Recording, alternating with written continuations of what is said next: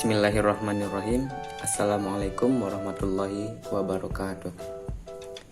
Di sini kita akan membahas tentang komponen-komponen yang ada pada lampu. Ini dia. Dan komponen-komponen ini ada yang namanya resistor, transistor, kapasitor, dioda zener, trafo, induktor, IC, dan kapasitor. Dan di sini saya akan menjelaskan satu persatu ya fungsi dari komponen-komponen itu. Dan untuk resistor ya, ini yang namanya resistor ya, yang kecil yang putih ini. Nah, yang ini. Dan resistor ini adalah penghambat arus listrik secara permanen dalam rangkaian elektronik ya. Fungsi dari resistor pada komponen ini adalah pembatas arus atau menahan arus yang dipaksa oleh tegangan yang mengalir pada lampu ya. Nah, dan untuk komponen yang kedua yaitu transistor. Nah, ini yang namanya transistor yang hitam.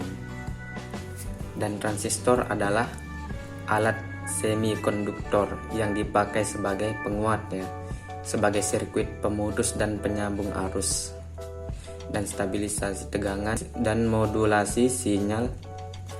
Fungsi dari transistor pada komponen ini adalah untuk memutus atau menyambung arus listrik yang melewati rangkaian. Bisa juga disebut sebagai penstabil tegangan listrik ya.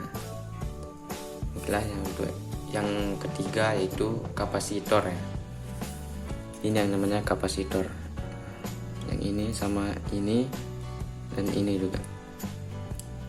Nah, dan kapasitor ini adalah komponen listrik yang digunakan untuk menyimpan muatan listrik. Dan untuk fungsinya ya untuk menghemat daya listrik pada lampu.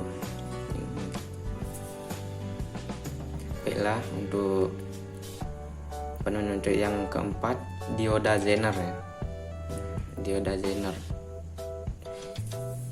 Ini yang dimaksud dengan dioda zener ya, yang paling kecil ini yang melekat padanya. Dioda zener ini biasanya diaplikasikan pada voltage regulator ya, pengatur tegangan, dan over voltage protection atau perlindungan terhadap kelebihan tegangan. Jadi fungsi dari dioda zener ini adalah untuk menstabilkan arus dan tegangan ya. Itu untuk dioda zener. Nah, dan untuk komponen yang kelima ya, yaitu trafo. Ini yang namanya trafo ya. Nah, yang ini yang paling besar ya. Oke. Dan untuk trafo ini adalah peralatan listrik yang mengubah bentuk energi listrik menjadi suatu bentuk energi listrik yang lainnya ya. Dan nilai tegangan listrik yang dihasilkan oleh trafo ditentukan oleh kebutuhan energi listrik ya. Fungsi trafo adalah menaikkan maupun menurunkan tegangan listrik. Fungsi trafo ini sangat dibutuhkan pada sebuah komponen lampu ini ya. Nah, itu untuk trafo. Nah, dan untuk komponen yang keenam itu adalah induktor ya. Ini yang namanya induktor ya, yang warna biru nih, yang dililit sama kawat.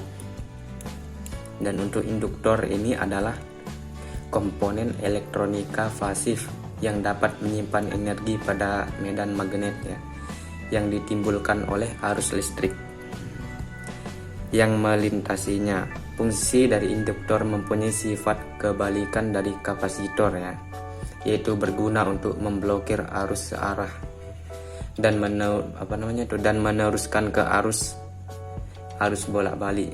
Itu untuk induktor ya. Yang ini yang warna biru nih. Itu untuk induktor. Nah, dan untuk kapasitor yang sudah saya jelaskan tadi, itu adalah langsung terhubung dengan filamen ya, tabung lampu atau kaca pada lampu. Jadi kaca pada lampu langsung terhubung ya. Meski ketika diukur menggunakan meter, kapasitansi pada multitester masih menunjukkan nilai. Diukur menggunakan meter, kapasitansi pada multitester masih menunjukkan nilai ya. Komponen ini bisa saja sebenarnya sudah rusak dikarenakan sumber tegangan real yang diterima pada rangkaian normal. Berbeda dengan sumber tegangan pada